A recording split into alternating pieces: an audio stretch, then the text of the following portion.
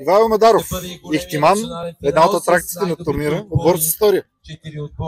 Надявам се да е така. Надявам се да е атракция, отбор с история. 2012 година сме, играеме на турнирите на БАНФ и така в момента и на ПЖ.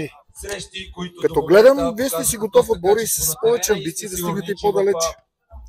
Ами, зависи от късмета, да кажем.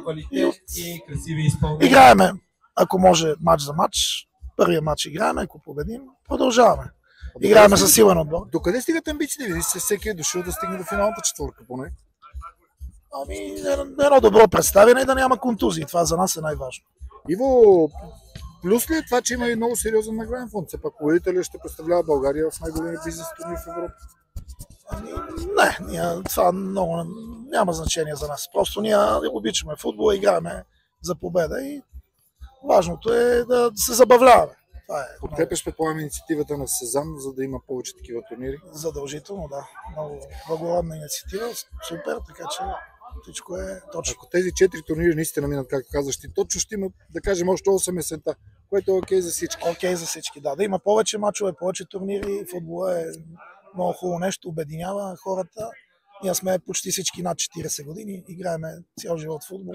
Че играеме доколкото можем. Възрастта е до време, класата е вечна. Абсолютно. И един подарък за тебе от нашите спонсори от Спорт Депо. Благодаря. Успех. Успех, благодаря.